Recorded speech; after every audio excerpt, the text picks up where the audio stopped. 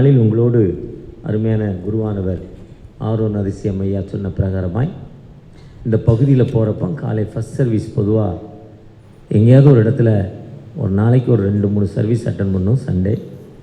அப்படி ஏக்கத்தோடு இப்படி அன்பு போதகர்கள் உதவி செய்கிறாங்க. அவளுக்கு ஆண்டவருக்கு நன்றி செலுத்துகிறேன். அவர் இயேசு விசாலம்மன் இடத்திலே என்னை கொண்டு வந்து என்மேல் பிரியமாக இருந்தபடியால் என்னை விசாலமான இடம்.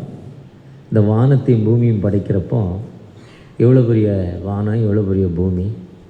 யாராவது மேற்குக்கும் கிழக்குக்கும் உள்ள தூரம் யாரால் சொல்ல முடியுமா? வானத்துக்கும் பூமிக்கும் உள்ள தூரம் யாரால் சொல்ல முடியுமா? அளக்க முடியாது, அளக்க முடியல, யாராலும் அளக்க முடியல. சூரியனுக்கும் நமக்கும் கிட்டத்தட்ட 4.5 லட்சம் கிலோமீட்டரா, 4.5 லட்சம். அதனுடைய பவர் அது பக்கத்தில் போனால் 1.5 லட்சம் கிலோமீட்டரில் நம்ம கட்டையாகிருமா. சூரியன் பக்கத்தில் 1.5 லட்சம் கிலோமீட்டர் பக்கத்தில் போனால் நம்ம கட்டையாகிருமா.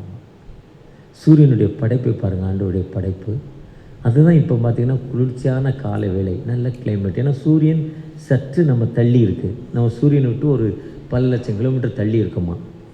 அதனால் இந்த வெப்பம் கம்மியாக இருக்கான். மே மாதத்தில் சூரியன் கொஞ்சம் பக்கத்தில் போகிறோம், ரொம்ப பக்கத்தில் போனால் பஸ்பம் ஆகிடும். அந்த வெயில் நம்மளால் தாங்க முடியல. அதை நினைக்கிறப்ப இப்போ எனக்கு ரொம்ப கஷ்டமாக இருக்குது. ஆனால் இவ்வளோ பெரிய பூமியில் பாருங்கள், விசாலம் இடத்திலே கொண்டு வந்து என்னில் உன்னில் பிரியமாக இருந்தால் உன்னை தப்புவிப்பார். எவ்வளோ அருமையாக வானம். ஆண்டவர் எப்போவுமே மனிதனை நோக்க அடிக்கிறது இல்லை. பொதுவாக நம்ம தான் கவலைப்படுறோம். அவர் படைப்பின் தன்மை பார்த்திங்கன்னா இந்த குட்னஸ் ஆஃப் கிரியேஷன், படைப்பின் நன்மை தன்மைன்னு ஒருத்தர் எழுதுகிறார் மெசேஜை. இன்னொருத்தர் எழுதுகிறார் படைப்பின் நன்மைகள். படைப்பு எவ்வளோ அருமையான நன்மைகள், படைப்பின் அருமை. எவ்வளோ ஒரு அருமையான படைப்பு. இந்த படைப்பு எவ்வளோ அருமையான படைப்பு. இந்த படைப்பை பார்க்குறப்போ ஆண்டவர் எவ்வளோ அழகாக நம்மை வழிநடத்தி கொண்டு இருக்கிறார்.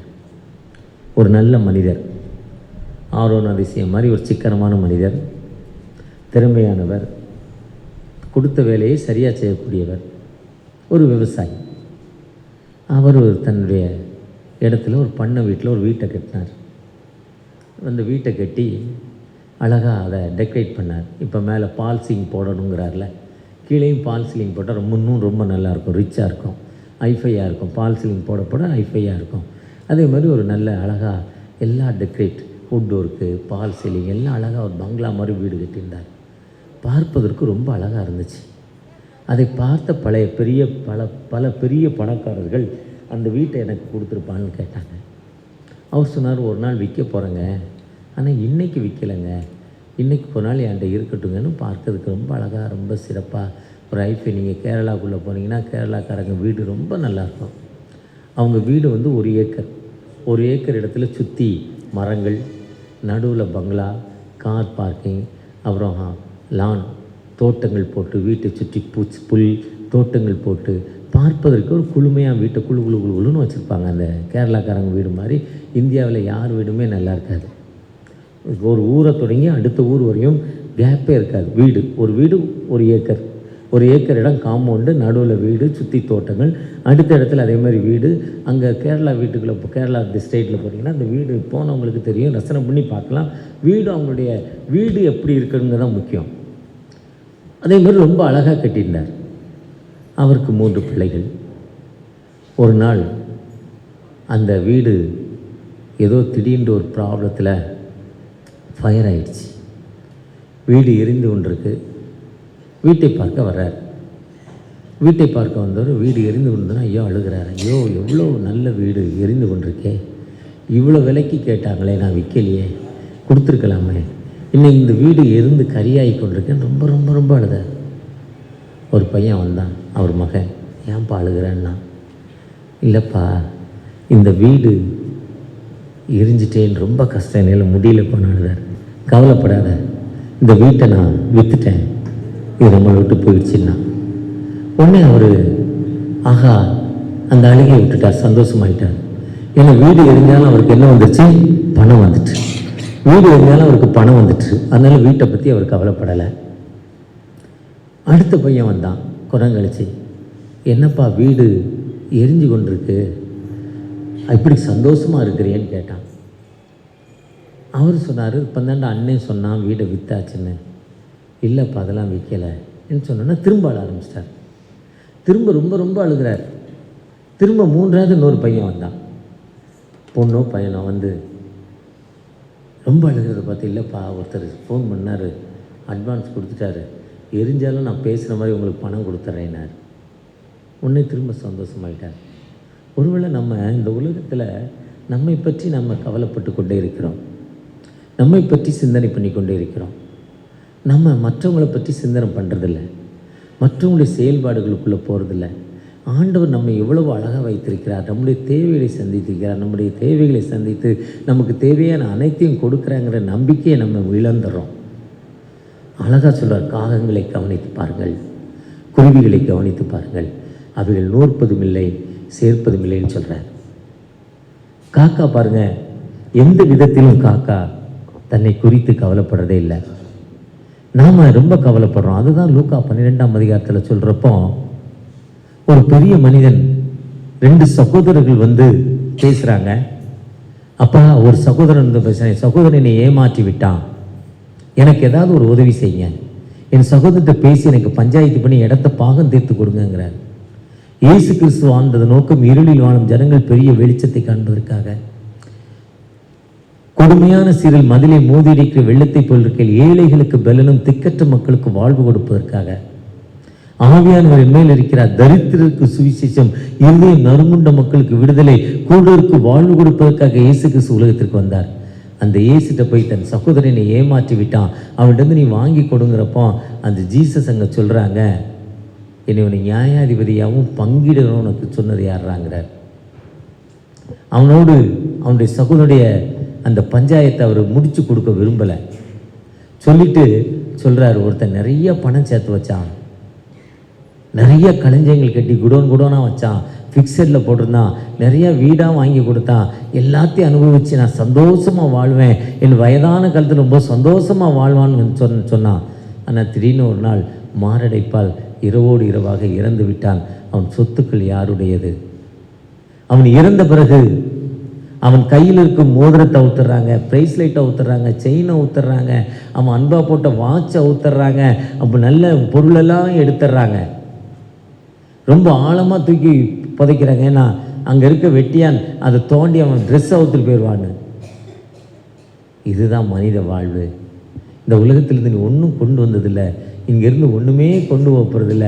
ஆனால் அந்த காகங்களை கவனித்துப்பார், குருவிகளை கவனித்துப்பார், அவைகள் நூற்பதும் இல்லை சேர்ப்பதும் இல்லை. அவர் இந்த உலகத்தில் தனக்குன்னு ஒன்றுமே வைத்து கொள்றதில்லை. அந்த காகங்கள் தனக்குன்னு ஒன்றுமே வைத்துக்கொள்ள, அதுக்கே ஆண்டவர் பிழைப்பூட்டுறப்போ உனக்கே சாப்பாடு கொடுக்க மாட்டார். அந்த எலியா பாருங்கள் எவ்வளோ பவர்ஃபுல் மேன். அவருடைய பவர்ஃபுல் வந்து சாதாரண பவர்ஃபுல் இல்லை. அந்த அங்கே இருக்க ராஜா ஆகாப் ராஜா வந்து சொல்கிறாரு, ஐயா உன் கடவுள் பெருசா என் கடவுள் பெருசா பார்த்துடலாமா, கூட்டுறான் ஆளுங்கிறார். அவன் 450 பேர் வந்து கூப்பிட்றான், காலையிலேருந்து ராத்திரி வரையும் உடுக்க அடிக்கிறான், உடம்ப கீறிக்கிறான், என்னென்னவோ பண்ணுறான், குத்துறான், நாடுறான், குதிக்கிறான். ஆனால் கடவுள் வரல. எலியா சொல்கிறார், பெரிய கூட்டத்தை பார்த்து தனித்த மனிதனாய் சொல்லுகிறார், உன் கடவுள் தூங்க போயிருப்பாருப்பா, உன் கடவுள் ரொம்ப பிஸியாக இருப்பாருப்பா, உன் கடவுள் எங்கேயோ போயிட்டார், இல்லை வரல சொல்லிட்டு 12 கோத்திரங்களுக்கு 12 கற்கள் எடுத்து வச்சு ஒரு ஆட்டுக்குட்டியோ மாட்டையோ எடுத்து 12 துண்டாய் துண்டித்து, வேர் இஸ் எலியாஸ் காடுங்கிறான். எலியாவின் தேவன் எங்கே? இறங்கி அடுத்த செகண்ட் வந்தாருங்க. அதுதான் சொல்றார், என் நாமத்தினால் எவைகளை கேட்டால் அவைகளை தருவேன்னு சொல்றார். உங்கள் இருதயம் கலங்காது இருப்பதாக நானே வழியும் சத்தியம் ஜீவன் என்று சொல்கிறார். கேளுங்கள் தரப்படும், தட்டுங்கள் திறக்கப்படும், கேட்கிறேன் எவனும் பெற்றுக்கொள்கிறான் சொல்கிறார். இதுவரை நீங்கள் என் நாமத்தினால் ஒன்றும் கேட்கல, நிறைவாய் பெற்றுக்கொள்ளத்தக்கதாக நீங்கள் கேளுங்கள், நான் உங்களுக்கு விடுதலை தருவேன் ஆண்டவர் சொல்றார். அந்த வார்த்தையின்படிதான் எலியா சொல்றார், பயப்படாத உன்னோடு இருக்கிறேன் என்று சொல்கிறார். அந்த வார்த்தையின்படி என்ன பண்றான் எலியா கூப்பிடுறாங்க. எலியா கூப்பிடுறப்போ ஆண்டவருடைய அக்னி இறங்கி வருது, பட்சிக்குது. ஒரே ஒரு செகண்ட் தாங்க. அந்த வார்த்தை நீங்க வாசிக்கிற நேரத்தில், பைபிளை நீங்க அதை வாசிக்கிற நேரத்தில் அந்த ஒரு செகண்ட்ல அந்த பவர் வருது. வந்த உடனே அவனுக்கு ஒரு பெரிய தெம்பு வருது, ஒரு ஹோலி ஸ்பிரிட்டோட வல்லமை வருது. வல்லமை வரப்போ ஒரு அருவா எடுக்கிறான், 450 பேர் கழுத்தை வெட்டிட்டான். கட கட கட கட கடன்னு. எவ்வளவு திறமை பாருங்க, எவ்வளோ பவர் பாருங்க. ஒருத்தர் ரத்தத்தை பார்த்தாலே மயங்கி போய் விழுற நாம், ஆனால் 450 பிளட் எப்படி போயிருக்கு பாருங்க, 6 பிளட்டு போயிருக்கோம். ஆனால் அடுத்த செகண்டு ஆகாப்புடைய மனைவி எசபேல் சொல்கிறா, 450 பேரையா கொன்ன, பாரா இப்போ நான் உன்னை என்ன பண்ண போகிறேன் பாருடாங்கிறா. நான் இப்போ உன்னை என்ன செய்ய போகிறேன் பார். அந்தம்மா ஒன்றுமே பண்ணலை, சொன்னதான். இவ்வளோ பவர்ஃபுல் மேன் பயந்து போய் ஓடிட்டாங்க. போதும் ஆண்டவரே, என் ஆத்மா எடுத்துக்கொள்ளுங்க. இதே தான் நாம் இப்படி தான் இருக்கிறோம். நம்ம இப்படி தான் இருக்கிறோம். இந்த ஒளி உள்ள இடத்திற்கு வரும்னு உலக பிரகாரமாய் ரொம்ப கஷ்டத்தில் இருந்தோம், ரொம்ப வேதனையில் இருந்தோம். 150 கிலோமீட்டர் நடந்து போனோம், செருப்பு இல்லாமல் நடந்து போனோம். செருப்பு நேற்று ஒரு மனிதனை பார்த்தேன், நடந்து போகிறார். அந்த அந்த கல்லாருக்கு ரோடு போட்டுக்கிட்டு இருக்காங்க. மழையினால் பாதிக்கப்பட்டிருக்க ரோடு, சின்ன சின்ன கல். அவர் காலை அப்படி இப்படி நேரே வைக்க முடியல, இப்படி இப்படி இப்படி வைக்கிறார், இப்படி இப்படி இப்படி வைக்கிறார். அப்படி விசுவாசம் பாருங்கள், ஆண்டவர் மேலே எவ்வளோ பெரிய விசுவாசம், கடவுள் மேலே. நடந்து போயாவது ஒரு அற்புதத்தை பெற்றுக்கொள்ளலாமே. உண்மையிலே எனக்கு கண்ணீர் வந்துட்டு. அந்த விசுவாசம் என்கிட்ட இல்லையே, அந்த ஃபெய்த் என்கிட்ட இல்லையே. என் நாமத்தினால் எவைகளை கேட்டாலும் தருவேன்னு சொல்றாரு. அந்த ஃபெய்த் எனக்கு இல்லையே.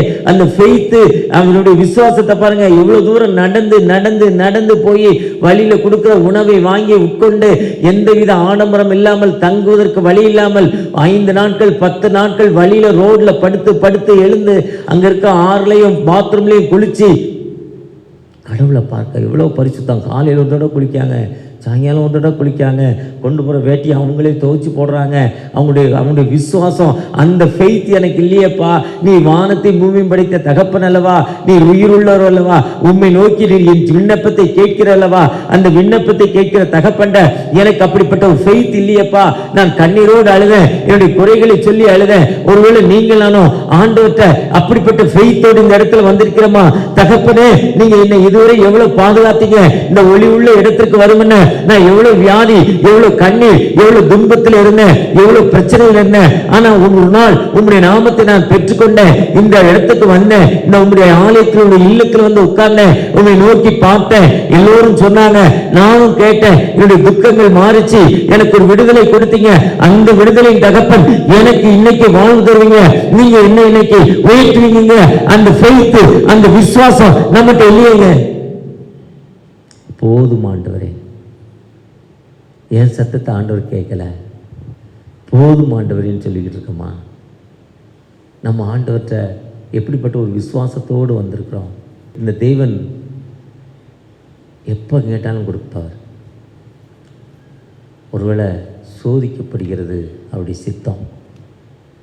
சோதனை மனுஷனுக்கு அவர் கொடுக்கிறது. ஒரு மனிதன் சொன்னான், தேவையான உனக்கு அந்த ஞாபக சக்தி இருக்கா? ஒரு 3 புத்தகத்தை 500 பக்கம் உள்ள 3 புத்தகத்தை 1500 பக்கம் உள்ள 3 புத்தகத்தை படித்தா 5 மார்க்கு. அதே மாதிரி கிட்டத்தட்ட 20 புத்தகம் 6000 பக்கம் 8000 பக்கம் உள்ள புத்தகத்தை படித்தா பாஸ் பண்ண முடியும். அந்தளவுக்கு உனக்கு ஞாபக சக்தி இருக்கா? ஆனால் மருத்துவம் என்பது 4 பேருக்கு கொண்ட ஒரு டாக்டர். ஒரு மெடிக்கல் சர்க்காரு மாத்திரை கொடுத்தே சரி பண்ணிடுவார். இன்னொரு டாக்டர் அவரை பார்த்தே இவர் கற்றுக்குவார். அரசாங்கம் நம்மளை நீட்டுங்கிற ஒரு பெயரில் ஏமாற்றி கொண்டிருக்கு. ஒரு சாம்பிளுக்காக சொன்னேன், அதுக்காக நீட்டை நான் ஆதரிக்கலை. நம்ம பிள்ளைகள் படிக்காது, அவங்க பிள்ளைங்க படிக்கும். அதனால் அவங்க நம்மளை ஏமாத்துறதுக்கு சொல்லிக்கிட்டு இருக்காங்க. ஆனால் நம்ம ஆண்டவர்கிட்ட எப்படி ஒரு டெவலப்மெண்ட்டில் இருக்கிறோம். ஆண்டவரை நோக்கி, தகப்பனே நீர் என்னை சோதிக்கிறீங்கப்பா. அந்த சோதனை எலியா நிக்கலைங்க. எலியா அந்த சோதனையில் நின்றுந்தா வெற்றி பெற்றிருப்பார். அவர் போய் அங்கே இருக்கிறப்போ அவருக்கு பாருங்க, கீரி தாற்றங்கரையில் பாருங்க கொண்டாந்து ஒரு காக்கா உணவு கொடுக்கு. அந்த உயிர் உள்ள ஆண்டவர் தாங்க நம்மோடு கடந்து வந்திருக்கிறார். நீங்கள் நானே நமக்கு என்ன தேவைகளோ தேவையானவற்றை தேவையான இடத்தில் கொடுக்கும் ஆண்டவர். என்ன தேவை, எப்ப தேவைன்னு அவருக்கு தெரியும். அப்ப அவர் கொடுக்கிற ஆண்டவர். ஒருவேளை நாம அந்த ஆண்டவர்கிட்ட ஒரு நம்பிக்கையோடு வந்திருக்கிறோமா? ஒரு கடந்த நாட்களில் மெய்ஞானபுரம் சர்ச்சுக்கு போயிருந்தேன். அங்க அசன பண்டிகை முதல் ஆராதனையில, ஆயத்த ஆராதனையில பேசினேன். அடுத்து மெயின் சர்வீஸ்ல நம்முடைய மாடரேட்டர் ஒனசிம் ஐயா பேசினாங்க. காலையில் 3:30 மணி சர்வீஸ்ல ஒரு 3000 பேர் திரளான மக்கள் 2 சர்வீஸ்லேயும். இது 7 மணிக்கு, அது 8 மணிக்கு. ஒரு பாரம்பரியம் மிக்க ஒரு சர்ச். அந்த மக்கள் பாருங்கள், சர்ச்சை கழுவாங்களாம், கழுவிட்டு அந்த தண்ணியை குடிப்பாங்க. அந்த சர்ச் இருக்கிற ரோட்டில் சிமெண்ட்டோ ஆல பிளாக்கோ ஃபேவர் பிளாக்கோ தார் ரோடோ கிடையாது, மண். ஒரிஜினலாக மண் ரோட்டில் தான் அந்த சர்ச் இருக்குது. அந்த கடல் மண் மாதிரி இருக்குது. காலையில் எழுந்து வந்து அந்த மக்கள் சர்ச்சை 3 முறை சுற்றுறாங்க. காலைல ஜெபம் பண்ண சர்ச்சுக்குள்ளே வர்றாங்க. அங்கே ஜெபம் பண்ணிவிட்டு 3 முறை சர்ச்சை சுற்றுவாங்களாம். வெளியேருந்து பார்த்தா சின்ன சர்ச்சு, உள்ளே போனால் பெரிய சர்ச்சு. கோயரே நம்ம சர்ச்சிலேருந்து பாதி, 100 பேர் 120 பேர் கோயரில் இருந்தாங்க. சர்ச்சு மேலே அவ்வளோ விசுவாசம். அந்த சர்ச்சு மக்கள் இந்தியா முழுவதும் எல்லா இடங்களும், தூத்துக்குடி மாவட்டத்தில் விஞ்ஞானபுரத்தில் இருக்குது, அங்கேருந்து இந்தியா முழுவதும் உலகம் முழுவதும் இருக்காங்க. அது இந்த பவுலுடைய ரட்சிப்பினால், சென்ட் பால்ஸுடைய சால்வேஷன் டே அன்னைக்கு தான் அந்த சர்ச்சில் பண்டிகை. அசனம் 20,000 கிலோ அரிசி பொங்குறாங்க. ஒரு சட்டியில் 250 கிலோ போடுறாங்க அரிசி. சர்ச்சிலே சொந்தமாக சட்டி, வருஷத்தில் ஒரு நாள் பொங்குறது சொந்தமாக சட்டி 50 சட்டியும் 100 சட்டியும் வாங்கி வச்சுருக்காங்க. மக்களுடைய விசுவாசம், ஃபெய்த்து. ஆனால் அந்த ஃபெய்த்து விசுவாசம் அவன் வாழ்க்கையில் இல்லை. 100 பேரில் 45 பேர் குடிகாரனாக இருக்கிறான், வீணாக சண்டை போடுறவனாக இருக்கிறான். அது இல்லை விசுவாசம், ஃபெய்த். பட்டாசு மட்டும் இன்றைக்கி 6 லட்ச ரூபாய்க்கு போட்டாங்க, 6 lakhs. இன்னும் அந்த சர்ச் மெம்பர் சொன்னார், அங்கே இருக்க குருவானவர் சொல்கிறாரு 9 லட்ச ரூபா பட்டாசுன்னார். 9 lakhsக்கு பட்டாசு வாங்கி போடுறாங்க அந்த பண்டிகைக்கு. திரள் கூட்ட மக்கள், 3 நாளோ 4 நாளோ ஓப்பன் சாப்பாடு, எல்லாத்துக்கும் சாப்பாடு, கறி சாப்பாடு. ஆனால் இது எல்லாம் இருந்தாலும் ஆண்டவரோடு இணங்கி அந்த வாழ்வு என்பது ரொம்ப குறைவாக காணப்படுது. அந்த நம்பிக்கையின் வாழ்வு குறைவாக காணப்படுது. போதும் ஆண்டவரே, எலியாவை போல இந்த உலகம் விசாலமாக இருக்குது. இந்த விசாலமான இடத்துல ஆண்டவர் நமக்கு எத்தனையோ தேவைகளை சந்திச்சிருக்கிறாரு. சந்தித்த நாம் ஆண்டவர்கிட்ட நம்பிக்கையாக இருக்கிறோமா? ஆண்டவர்கிட்ட விசுவாசத்தோடு இருக்கிறோமா? அந்த ஊர் பண்டிகைக்கு போயிருக்கப்போ அங்கே ஒரு மிஷனரி பாப்பாவை பார்த்தேன். ஐஎம்எஸில் இருக்காங்க. ஒரு கிராமத்தில் ஒரு ஆளளவு தண்ணி வந்துச்சு. அதனுடைய ஒரு பகுதியில் பக்கத்தில் குளம் உடஞ்சி, இன்னும் பள்ளத்துலலாம் தண்ணி நிற்கிது, மழை பெஞ்ச தண்ணி. மழைன்னா மழை தண்ணி டேப் திறந்தால் எப்படி தண்ணி ஊற்றுமோ அதே மாதிரி மழை பெஞ்சுதான். 36 மணி நேரம், 65 வருஷத்துக்கு முன்னால் இப்படி ஒரு மழை பெஞ்சுதான். 36 மணி நேரம் டேப்பை திறந்தால் தண்ணி சரன்னு ஊற்றிக்கிட்டே நிற்கல. ஓவர் டேங்கில் இருக்கிறவங்க ஊற்றிக்கிட்டே இருக்கும். அதே மாதிரி ஓவர் டேங்க்லேருந்து தண்ணி ஊற்றிக்கிட்டே இருந்துச்சான். அதில் ஒரு சகோதரியை சந்தித்தேன். அந்த சகோதரி ஒரு மிஷனரி. அந்த அம்மா யாருக்கோ தண்ணி வந்துட்டுன்னா அவங்கள காப்பாற்ற போகுது. வீட்டுக்குள்ளே 2 பிள்ளைகளை வச்சு பூட்டிகிட்டு போயிட்டு வீட்டுக்குள்ளே அவங்க போகிறப்போ ரோட்டில் வந்து ஒரு 2 அடி தண்ணி. அவங்க அங்கே போய் அந்த மக்களை காப்பாற்ற போயிட்டாங்க. அந்த தெருவில் ஒரு ஜட்ஜி அம்மா இருக்காங்க, ஒரு 35-40 வயசு இருக்கும், ஒரு நீதிபதி அம்மா, ரொம்ப சிறப்பானவங்க. அவங்க அந்த நீதிபதி என்ன பண்ணுறாங்க, ஓடி ஓடி ஒவ்வொரு வீடாக வயசானவங்களெல்லாம் தூக்கி அந்த மேடான இடத்துல விடுறாங்க. மேடான இடத்துல ஒருத்தரையாக விடுறாங்க. எல்லாத்தையும் விட்டுட்டு இந்த பள்ளத்தில் மட்டும் மிஷனரி வீடு இருந்தது. மிஷனரி ஆலையை காணலேன்னு மிஷனரி வீட்டுக்கு போயிருக்காங்க. தூரமாக பார்த்தா மிஷனரி வீடு வெளியே பூட்டியிருக்குன்னு வந்துட்டாங்க. திரும்ப தண்ணி இவ்வளோ வந்துருச்சு. அவங்க இவ்வளோ தண்ணி இப்படி ஏறிக்கிட்டே இருக்குது. வேகமாக ஒரு குளத்தை வெட்டி விட்டு குளத்துலேருந்து தண்ணி வந்துக்கிட்டே இருக்குது. தண்ணி வேகமாக இவ்வளோ வந்துருச்சு. அப்போ எதுக்கு மிஷனரி வீட்டை போய் பார்த்துருவோம், அங்கேருந்து வர முடியாதுன்னு உள்ளே போய் பார்த்தா வெளியே பூட்டு, பெரிய பூட்டு, உள்ள 2 பிள்ளைகள் இருக்குது. உள்பக்கம் பூட்டியிருக்கு. அந்த மூத்த மகாட்ட போய் 9th படிக்கிறான் அந்த பொண்ணு. எம்மா கதவை தவிர வெளியே வா, எங்கள் அம்மா அப்பா எல்லாம் வர முடியாது, நீங்கள் போயிட்டு வாங்க. கெஞ்சிறாங்களா அந்த ஜட்ஜி. பாப்பா வாம்மா, எங்கள் அம்மா இல்லை அப்பா இல்லை, அவங்க சொன்னால் தான் வர முடியும், நீங்கள் சொல்லிலாம் வர முடியாது, போயிட்டு வாங்கன்றுச்சான். திரும்ப சொன்னாங்களா, அம்மா வெளியே ஜன்னல் வழியாக பாருன்னா வீட்டை சுற்றி கிட்டத்தட்ட 5 அடி தண்ணி ஏறிக்கிட்டு இருக்கு. பார்த்துச்சான். அந்த பொண்ணு வந்து திறந்து வந்துச்சான். அப்பாவும் அம்மாவும் இல்லை, வெளியே பூட்டிட்டு இன்னொரு குடும்பத்தை காப்பாற்ற போயிட்டாங்க. அவங்க ஊருக்கு போகல, சொந்தத்துக்கு போகல, ஏதோ மிஷன் சப்போர்ட்டில் இன்னொரு தண்ணியில் பாதிக்கப்பட்ட மக்களுக்கு உதவி செய்ய போயிருக்காங்க. இந்த மக்களை ஆண்டவர் காப்பாற்றினார். இதுதான் சர்வமுள்ள தேவன், மைட்டி காட். அதுதான் யோபு சொல்கிறப்போ நீ சர்வ வல்லமை தேவன் சொல்கிற, மைட்டி காட். ஒருவேளை உலக பிரகாரமாய் நாம் கவலைப்பட்டு கஷ்டப்பட்டு ஒன்றுமே நடக்காதுங்க. ஆண்டவர்கிட்ட சொல்லிட்டேன்னா, கடவுள்கிட்ட சொல்லிட்டேன்னா, கடவுள் நம்முடைய தேவைகளை சந்தித்து நமக்கு விடுதலை கொடுக்க ஒரு ஜீவனுள்ள ஆண்டவர் நம்மோடு கடந்து வந்திருக்கிறார். அந்த ஆண்டவர்கிட்ட தகப்பனே எனக்கு விடுதலை கொடுங்க நீங்கள் கேட்கிறப்போ அவர் நிச்சயமாக ஒரு விடுதலை கொடுத்து எல்லா நிலையிலுமே ஆசீர்வதிக்கிற தகப்பன். ஒருவேளை இந்த உலகம் விசாலமான உலகத்தில் அவர் நம்மை உருவாக்கி இருக்கிறார். உலகத்தில் 1500 கோடி மக்கள் இருக்காங்க, இந்தியாவில் 135 கோடி மக்கள் இருக்காங்க, சைனா 150 கோடி மக்கள் இருக்காங்க. அத்தனை கோடி மக்களுடைய தேவைகளை சந்தித்து, அத்தனை மக்களுடைய பிரச்சனைகளை சந்தித்து அந்த மக்களை சொல்றார், உன் கருவையினுடைய கண்கள் கண்டதென்கிறார், நீ தாயின் கற்பத்தில் வெளிப்படுமே, உன்னை ஜாதிகளுக்கு தீர்க்கதரிசியாக அபிஷேகம் பண்ணிவிட்டேன்னு சொல்றார், உன்னை உள்ளங்கையில் வரைந்திருக்கிறேன் என்று சொல்லுகிறார். நீ சிறு வயது முதல் முதிய வயது வரை உன்னை தாங்குவேன், ஏந்துவேன், தப்புவிப்பேன் சொல்லுகிறார். ஒரு உயிருள்ள ஆண்டவர். அந்த உயிருள்ள ஆண்டவற்றை நம்ம அந்த உலக பிரகாரமாய் அவர் படைத்த படைப்பு பார்த்தீங்கன்னா எவ்வளவு நன்மையான படைப்பு. அந்த சூரியனிலிருந்து பவர் வருது, அந்த பவர்னால நம்ம சோலார் கரண்ட் தயாரிக்கிறோம். ஆனால் நாம் அந்த சூரியன் மூலம் பாருங்கள், தண்ணீர் வெப்பமாக்கப்படுகிறது, தண்ணீர் கொதிக்க வைக்கிறார், சூடு ஏற்றுறார், சூடாக தண்ணி மேலே போகுது. ஆவி வந்து எப்போவுமே அடுப்பு வந்து நெருப்பு வந்து கீழே நிற்க எரியாது, மேலே நிற்க அறியும். நீங்கள் கீழே நிற்க எரிய வைக்க முடியாது, குச்சை கொறுத்திட்டு கீழே பிடிச்சாலும் மேலே தான் வரும். கொதிக்கிற தண்ணியோட ஆவி மேலே தான் போகும். கடவுளுடைய அமைப்பு.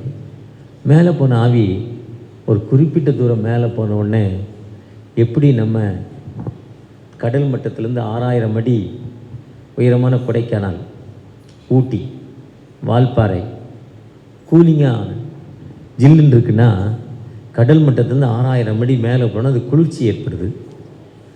அதே மாதிரி கீழேருந்து போகிற ஆவி பாருங்கள், மேலே போயிட்டு குளிர்ச்சியான அந்த ஆவி ஐஸ் கட்டியாக மாறிடுது. ஐஸ் கட்டி எப்போயுமே வெயிட்டு, மேலே போகிற ஐஸ் கட்டி வெயிட்டில் அப்படியே நிற்கிது. அது திரும்ப பூமிக்குள்ளே வருது, அது மேலேருந்து நிற்க முடியாமல் கீழே வருது.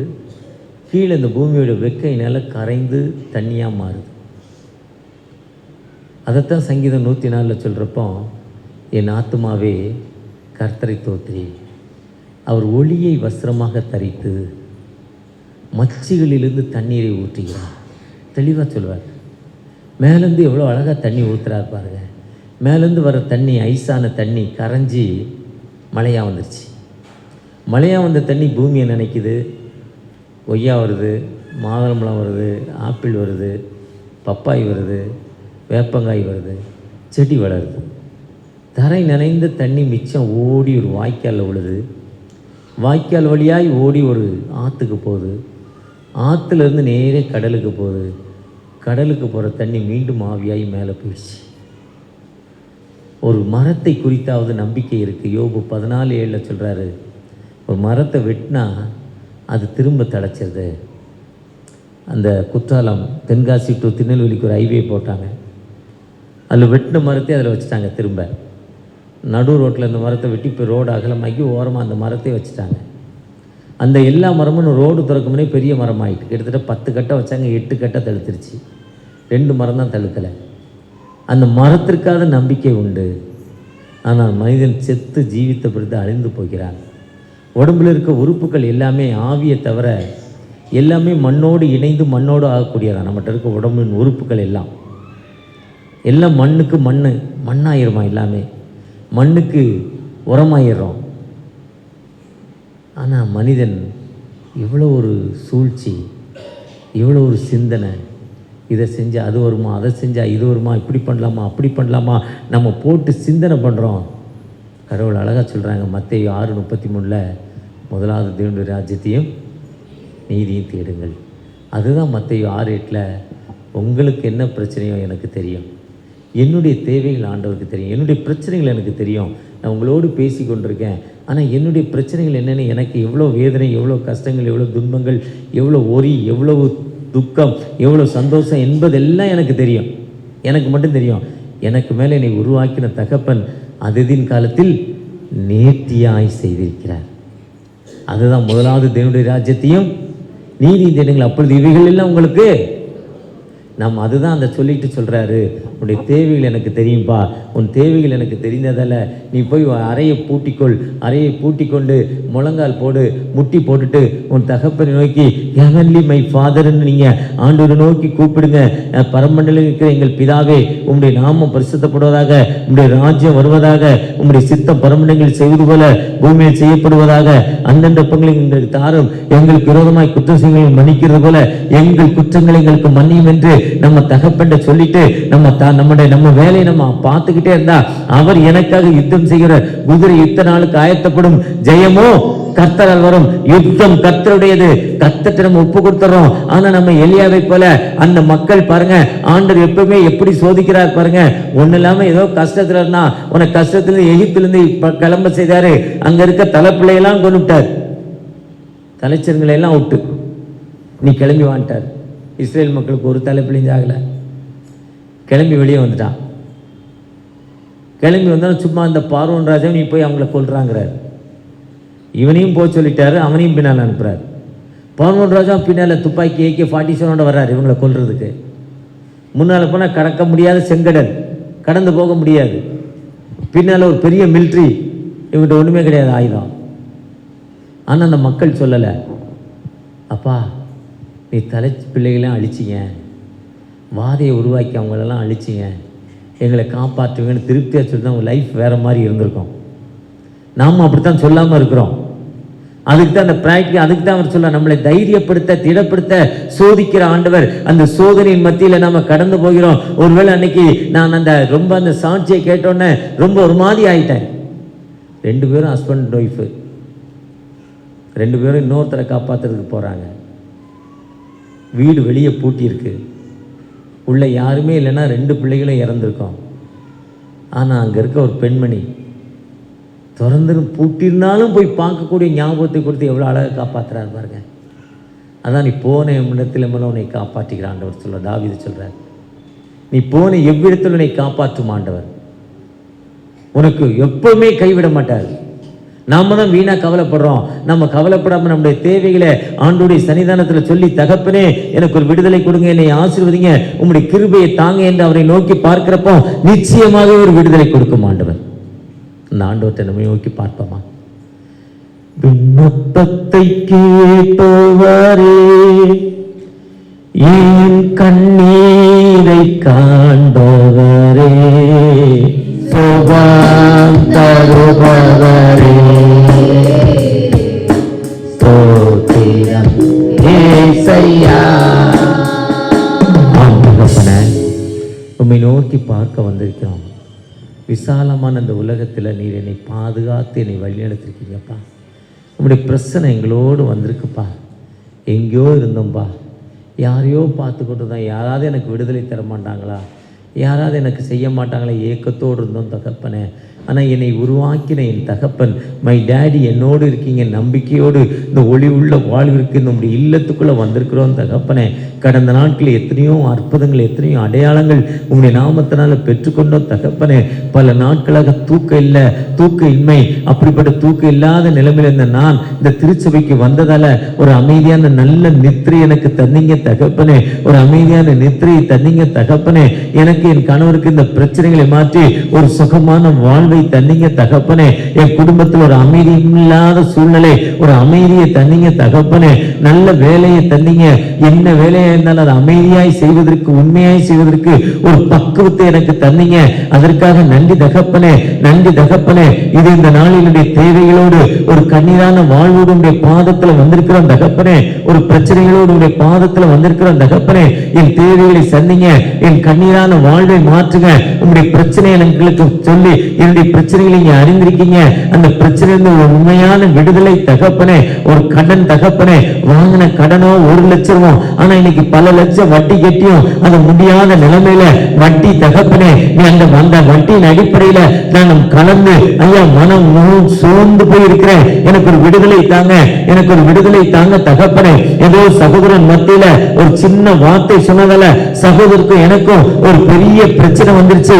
அந்த பிரச்சனை மத்தியில எனக்கு விடுதலை கொடுங்க, என்னை ஆசீர்வதிங்க, உங்களுடைய கிருபையை தாங்க, உங்களுடைய இரக்கத்தை தாங்க. ஒருவேளை தகப்பனே ஒரு அமைதியான சூழ்நிலை என் குடும்பத்துல தாங்க தகப்பனே. என் மகளுடைய திருமண காரியங்கள், என் மகளுடைய திருமண காரியங்களை நிறைவேற்றி தாங்க. உங்களுடைய கிருபை எங்களோடு வரட்டும், உங்களுடைய இரக்கம் எங்களோடு வரட்டும் தகப்பனே. எத்தனை கண்ணீர், எத்தனை வேதனை, எத்தனை துன்பங்கள் மத்தியில் இருந்தாலும் அந்த மக்கள் மத்தியில உங்களுடைய பிரச்சனை இறங்கட்டும் தகப்பனே. என்ன நோக்கத்தோடு உங்களுடைய பாதத்தில் வந்து இருக்கிறேன் என்பதை நீங்க அறிந்திருக்கீங்க. அதிகாலையிலே தேடுகிறவன் கண்டடைவான் மாத்திரம்படி இந்த அதிகாலையில் உங்களுடைய பாதத்துல வந்து நிற்கிறோம் தகப்பனே. ஒரு விஷயம் கூட மனமருங்க, உங்களுடைய பிரச்சனை எங்களோடு வரட்டும், உங்களுடைய வழிநடத்தல் எங்களோடு வரட்டும், உங்களுடைய கிருபை எங்களோடு வரட்டும் ஐயா. யாரெல்லாம் நோக்கி பார்க்கிறாங்களோ அந்த மக்களுக்கு ஒரு புதிய விடுதலை, புதிய வழிநடத்தலை கொடுங்க, வழிநடத்துங்க, பாதுகாத்துக் கொள்ளுங்க. இப்ப இயேசு ஜெபம் கேளும் அன்பு தகப்பனே. ஆமென்.